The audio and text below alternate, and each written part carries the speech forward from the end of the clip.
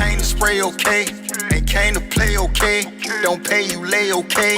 I'm tied in like we laced. You turn it up, say okay. Kinda we kick shit like we pun. Chill on the talk, let's get this money. About to go nuts, let's keep it coming. I work very hard to control the environment I work in comedically. I only work where I want to work and who I want to work for. I want to work with. I don't work because that is a very precious place to me. I've been offered a gig, a couple of gigs, 3 or 4 gigs to work with Monique in L.A., in Brooklyn, in Houston, and I turned them down because I didn't think it would work. So after talking to a lot of people, and one of the very people in this room about how things are different, 2 of the very people in this room, as a matter of fact, and how things are different, and look at, how things are coming around, I decided it would be wrong for me not to give somebody a chance based on things that they'd never done to me.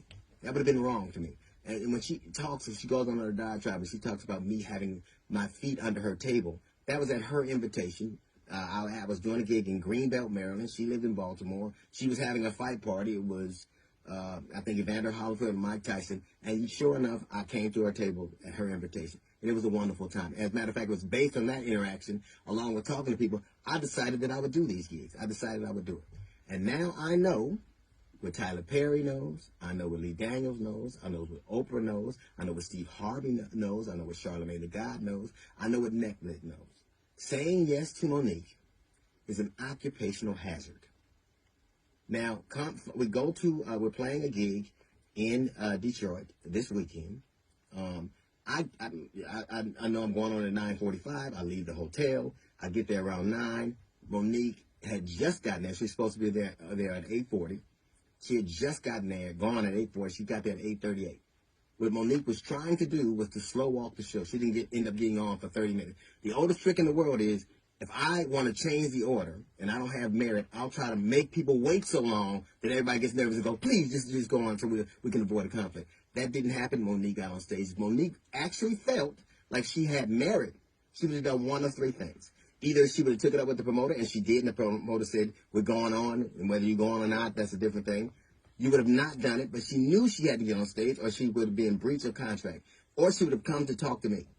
She didn't ever, and I emphatically emphasize this, she never once talked to me. I haven't seen Monique in years. I didn't see her at the venue before, after, or during. I haven't spoken or seen Monique. So if you really thought that you had a legitimate contract dispute, you would have come to me and said, hey, I have this contract and you have this contract. Notice not one thing on that contract, not one person she has on that contract, not one thing happened. Do you know why? Because it wasn't legitimate. And she goes on stage and she proceeds to eviscerate me. Not just me, but Steve Harvey, the sexual, my wife, my dog later on in subsequent conversation. Let me ask you something. What did any of that have to do with an alleged contract dispute?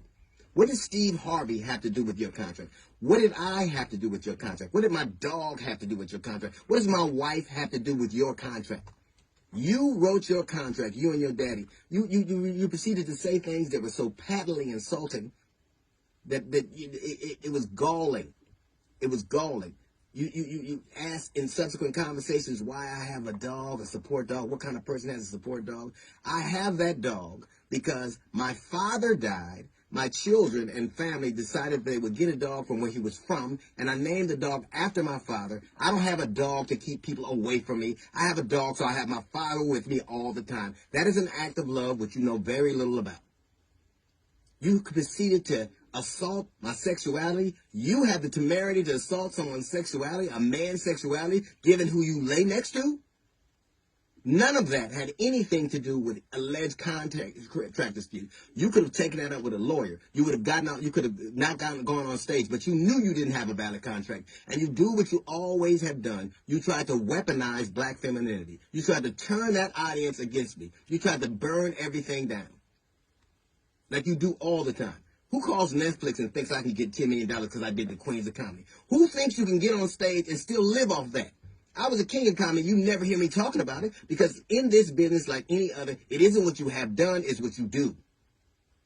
That show was one I signed on to do. I made the quintessential mistake, the horrible mistake that like Tyler Perry, like Lee Daniels, like Oprah, like all these people of saying yes to you. And it is an occupational hazard. It is my fault. I have learned my lesson. You didn't just, and the thing that bothers me the most isn't the things that you said, because I know who I am and I know what I do. And I have a pristine reputation. Everybody who knows me know what I'm about. It's this whole, my dear, my babies, I love you for real, which is so transparently false, it is ridiculous. But the thing that was really the most annoying, the thing that was really the most bothersome, is after a terrible couple of weeks where people were being slain in Buffalo, where people were being slain, kids are getting slain in school, and people had come to a comedy show to get away from all of their problems, you besieged them with yours.